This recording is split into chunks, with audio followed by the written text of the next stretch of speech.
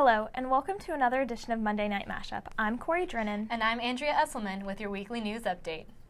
Last Monday, as a part of Sexual Awareness Month, Stand Up Carolina and the University of South Carolina's Sexual Assault and Violence Intervention and Prevention Group showcased the annual project. Students, faculty, organizations, and victims decorated over 200 t-shirts of 6 different colors. The pink represented sexual assault, the yellow, relationship violence, the blue, child abuse, the red, men, the purple, hate crimes, and the white, in remembrance of. The object of the clothesline is to project and bring awareness to violence in order to, quote, stand up against it, end quote. Interpersonal Violence Program Coordinator Michelle Eichelberger helped to organize the event in addition to teaching passerby stand-by people goals and steps for prevention. If you just want to show support or if you just want to speak out against violence, you can do a shirt to represent that here at the university we don't tolerate that sort of thing. And part of our bystander accountability program is Stand Up Carolina, so you'll see stand up on a lot of the shirts, and those are people saying that, hey, we stand up and we're going to fight against violence. The University of South Carolina honors its top undergraduate students at the annual awards on the historic Horseshoe. Students were not aware of their awards until the day of the event. Among the awards are the university's top honors for graduating seniors, the Algernon Sidney Sullivan and the Stephen N. Swanger Awards. The Stephen N. Swanger Leadership Award was given to Caroline Hendricks, and the Algernon Sidney Sullivan Award was given to Chase Mazzell, Anna Hawkins, and Cassandra Staton. Senior Adam Mayer explained how this event is an honor and helps students find their potential. So many people are bounded by boundaries, feeling that they can't do things just because they don't have a position or they don't have a title. But if you believe that you can do something, reach out and do it, and nobody's bringing you down. The Nickelodeon Theater held the 8th annual Indie Grits Film Festival, April 11th through the 20th. It featured several films from USC student filmmakers, as well as filmmakers from all over the Southeast and beyond. The festival brought the Nick the largest crowd of film lovers it will see all year. Indie Grits organizer Seth Gadsden said, quote, "It's a chance for us to turn Columbia for a week into what we hope it could be all the time," end quote. That concludes our university news. Stay tuned for local and national news with Corey in just a moment. See, we at Capital City Sports didn't think enough people on campus knew about us, so we decided to create an awesome commercial to tell people that we mean business. Well, how's that going for you? Well... All right, everybody, get into places right now. Nick, get off your phone. Blake, get off your phone. Stan, your hair is the wrong way, opposite direction. Flip it. Katie, why are you looking at me like that? And lights, please. Lights, lights. All right, and action. This is Capital City. Ah! All right, throw the ball. Oh, what the? All right, is the fan ready? Get that started. All right, and turn your heads right now. I love sports. What's my line? This is not how the commercial is supposed to go. No, that's not what I mean by a stand-up. You're white. You must not know about me. I don't care. This looks terrible. It's going pretty good. Welcome back to M&M. This is your local and national news report. Columbia Housing, the City of Columbia has granted $2.1 million in tax credits to student housing developers. The city is giving these breaks to developers who will be building student housing downtown. According to the state, these particular complexes will be located on the edge of the vista and are supposed to open within the next 2 years. The initiative was proposed and pushed through by Mayor Steve Benjamin, who has taken full responsibility when answering critics. Benjamin claims that research has shown these types of projects would not happen without some of the incentive. But other city officials have not agreed with the policy, saying that it gives larger businesses an advantage over smaller ones. These new complexes should bring nicer amenities, new parking structures, and closer living options to campus, but at a hefty price to taxpayers. In other news, West Columbia police have arrested Nathaniel Antron Hunter, 31, after breaking into a woman's home and attempted to sexually assault her and her 6-year-old daughter before trying to kill the woman.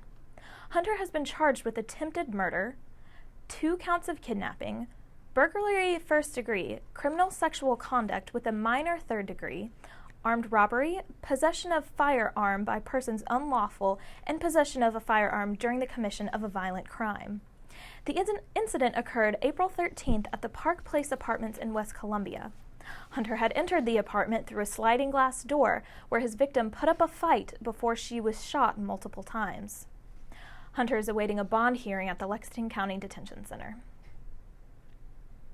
And moving on to national news, a Haitian woman driving a Lexus trying to park before an Easter concert in Florida inadvertently drove into the church and through a concrete outer wall and several pews. The accident injured 21 people. The car struck the Haitian Baptist Church around 8 p.m. after the driver had a brake malfunction. There were close to 200 people inside the church at the time, and some had to be pulled out from underneath the car. Medico said that the woman crashed into pews holding 30 to 40 people after she failed to turn into the space. 18 people were taken to Lee County hospitals, including 4 trauma patients. 3 people were sent to the Ghost Gulf Medical Center, and 5 were sent to Health Park Medical Center, including 3 children. Moving on to more odd news, Kraft Foods is recalling 96,000 pounds of Oscar Mayer wieners due to the dogs mistakenly containing cheese. The U.S. Department of Agriculture's Food and Safety Inspection Service said yesterday that Kraft's, quote, Oscar Mayer Wiener Classic Wieners, end quote, may instead be the company's, quote, classic cheese dogs, end quote. The agency said that the label did not declare that the products were made with milk, a known allergen. The labels did not reflect the ingredients associated with the cheese dogs either. A representative for Kraft Foods Group Incorporated said that he not made hot dogs made in a plant in Columbia, Missouri. The products were made in early March. People with questions about the recall should contact Kraft's Consumer Relations Department at 855-688-4386. And that concludes our local and national news. This evening, Andrea will have a look at the world news after the break. Do not click away. Here's a story Of an awkward lady who never really knew just what to say and these new friends came along to fix their problems.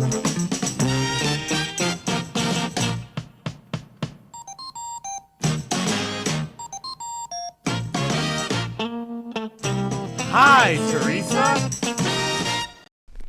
Welcome back to Monday Night Mashup. This is your world news update. Grab a box of tissues because it's a bit heavy this week. Islamist insurgents ambushed an Algerian military convoy, killing 16 soldiers. The attack occurred during the night on Saturday near the village of Ibu Draran. 11 of the soldiers were killed immediately, while 5 died at the hospital throughout Sunday. It's not clear who is responsible for the attack, but suspicion falls on the Al-Qaeda in the Islamic Maghreb. The soldiers had been returning from securing polling stations for last Thursday's presidential election, which was won in a landslide by the incumbent. A local official said a large group of insurgents hid on either side of the road and opened fire with automatic weapons as the military bus drove by. Meanwhile, the confirmed death toll of the sunken South Korean ferry boat reached 86 today. Additionally, transcripts from the ship's sinking revealed miscommunication between the ship traffic controllers and the crew, which slowed rescue. More than 200 people remain missing, including many 16 and 17-year-old students from Darwan High School. There are 174 known survivors, 75 of whom are students. Communication logs show the crew neglecting to take the traffic service center's instructions to broadcast to passengers what was going on and what measures to take. The crew claimed they could not warn the passengers to put on vests, and instead told many to stay below deck, which is what most likely led to their death. The ship's captain faces 5 criminal counts, including negligence of duty and violation of maritime law. 2 crew members were also arrested. Moving on to Eastern Europe, at least 3 people are dead after a shootout at a militia checkpoint in eastern Ukraine. This shooting broke the holiday truce declared by Kiev's interim government. The checkpoint has been manned by separatists when unknown men drove up in 4 vehicles and opened fire around 3 a.m. One of the men at the checkpoint said they began to shoot back from behind the barricades and threw Molotov cocktails at them. 2 vehicles caught on fire and the attackers fled. Russia claims that the attack was the work of right-wing extremists allied with Ukraine's interim government. This week, the U.S. and European Union created an agreement between Russia and Ukraine in which separatists were to withdraw from the administration buildings. To wrap things up, a Yemeni military official says an American drone strike has killed 9 suspected al-Qaeda militants, in addition to killing and wounding some civilians. The raid was early Saturday morning and targeted a car carrying the militants, concurrently with a civilian vehicle. At least 6 civilians were killed or wounded. Yemen's branch of al-Qaeda is considered to be the most dangerous in the world. The branch overran much of the south in 2011, but clashes are still continuing. They have been responsible for a number of unsuccessful bomb plots aimed at Americans, including suicide bombers and mail bombs hidden in toner cartridges on planes headed to the United States. According to the New America Foundation, the U.S. has launched 99 drone strikes in Yemen since 2002. That concludes our world news. Stick around for Michael Duggan's weather outlook in just a moment.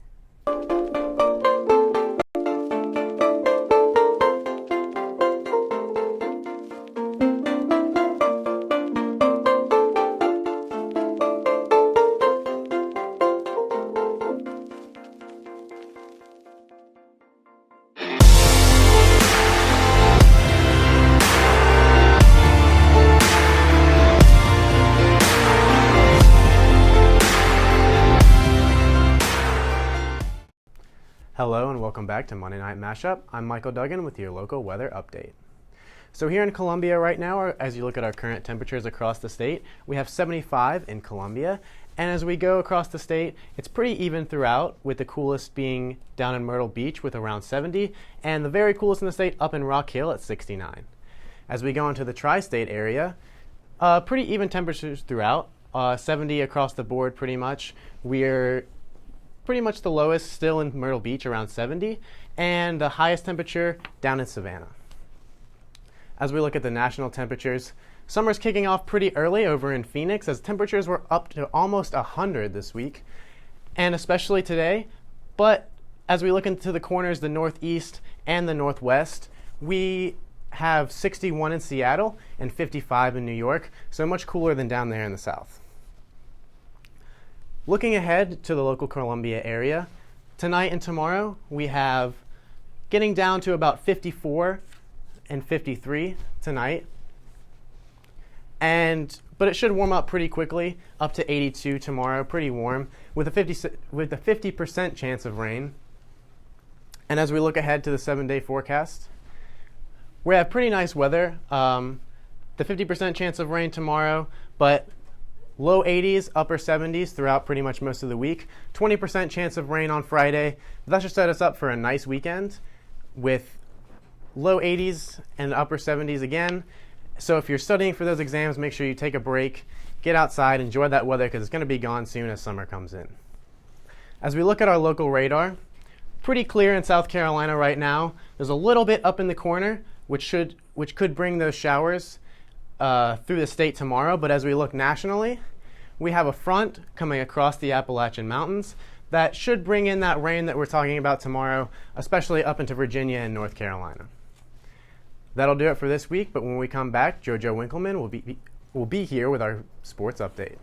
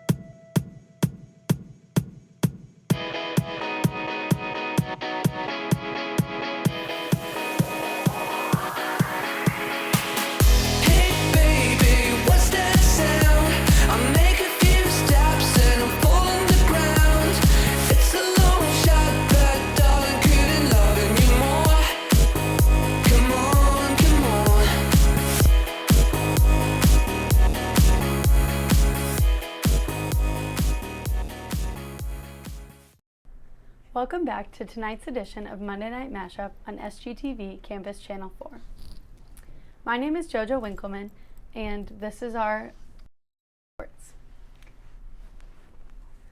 The Gamecock baseball team now sits at second place in the SEC Eastern Division, tied for fourth place overall. They won 2 of 3 games at Auburn last week, so they are now 30-10 overall and 10-8 in the SEC. Junior catcher Grayson Griner had a .500 batting average for the Auburn series, with 3 hits in Saturday's win and 3 hits in the victory in the series finale. Junior right-hander Joel Seddon picked up a win and a save in the Auburn series. He pitched a perfect 9th inning to claim his 10th save in the 3-2 win versus the Tigers. The Gamecocks have 4 conference weekends left to play. They will play tomorrow at Davidson at 7 p.m. and will be at USC Upstate on Wednesday at 7. Check out your Gamecock baseball boys on Fox Sports for both of the games. In other news, the South Carolina softball team downed number 24, LSU 8-0 in 5 innings on Easter at Beckham. Senior right fielder Chelsea Hawkins and freshman first baseman Victoria Williams contributed to the 3-0 lead after just 1 inning. Hawkins scored twice and drove in a run while adding a double. Williams plated 3 in her first career 3-hit day. In addition to the 11-hit scoring drive, freshman Nikki Blue did what she could for the Gamecock victory. Blue struck out 2 while scattering 4 hits and 3 walks in the 5-inning shutout, the 3rd of her career. The softball team will have their next game tomorrow at 6 p.m. at home. They're playing Georgia Southern. Moving on to the women's equestrian team, the ladies fell short on Saturday, losing the championship in a tiebreaker to the University of Georgia. The meet ended in an 8-8 tie, but the Bulldogs came on top in the tiebreaker by a mere 104.5 points. The meet started out rough for the Gamecocks, losing 3 of the 4 events for equitation on the flat. The ladies came back though, winning 3 of 4 points in horsemanship to tie things up. They also did well in equitation over fences and jumping, but Georgia got most of the points for reining. South Carolina head coach Boo Major said the team was disappointed, but they had made mistakes against a really good team like Georgia. The coach continued to say how proud of her team she was, saying, quote, "Our girls handled themselves beautifully." The equestrian ladies are done for the season, but will have their end-of-season banquet on the 27th. Our golf team is 6th ranked and shot a 2 over 290 on Sunday to finish 2nd at the SEC Championship. Vanderbilt had claimed first place with a score of 879, while the Arkansas Razorbacks finished 2 strokes behind South Carolina. Great performances were seen by Justine Dreher and Sarah Schmeisel. Dreher concluded the tournament with her first top 5 finish of the year, as she claimed 4th place. Schmeisel finished in a tie for 10th place on the individual leaderboard, which was her 2nd top 10 finish of the year. The Gamecocks now wait for the NCSS regional pairings to be announced. Carolina will be selected to compete at one of 3 sites: Tallahassee, Stillwater, or Clay Elum. The Gamecock sand volleyball team finished 3rd in the Team Cup standings, with a total of 33 points on Saturday at the Florida State Pairs Challenge. 2 pairs went 3-0 in their respective pools, with the Gamecocks number 3 pair, Michaela Christensen and Jade Vitt, winning the bronze pool. Number 4 pair, Litsa Darby and Aaron Neunfeld, won all 3 matches in Pool A. Assistant coach RJ Abella said they hope to finish the season strong, as the ladies have been improving all season. Abella is, quote, "bummed the season is ending because the ladies have so much going for them right now." The ladies will close out their inaugural season at home on Tuesday against College of Charleston. First serve is set for tomorrow at 5 p.m. at the Carolina Sand Volleyball Complex. That's all we have for you in sports tonight. Don't click away because there's more Monday Night Mashup after this break.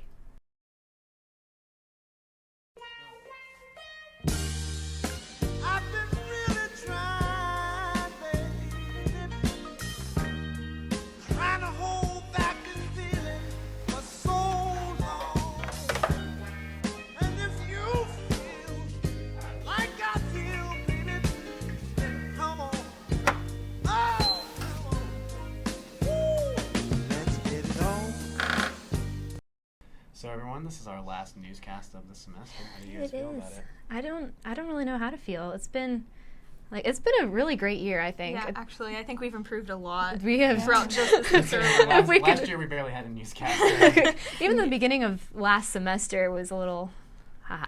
Yeah, I've just been here this semester and it's been fun, so I'm sure we could use some more people helping us out. Yeah, I mean, I've been behind the scenes pretty much since the beginning of the year, and it's been pretty rough at times up the entire night for the morning newscast last semester, and then this semester haven't had to do so much, but it's nice to get my debut in front of the camera. Yes, it has been really cool. And I'm really excited to see what the news has in store for next semester. Yeah, definitely. I think it's so cool seeing like the new people come in, because I was here last semester and we kind of had a little flow and it was like, new people, yes! So it's really cool, hoping to see it grow next year.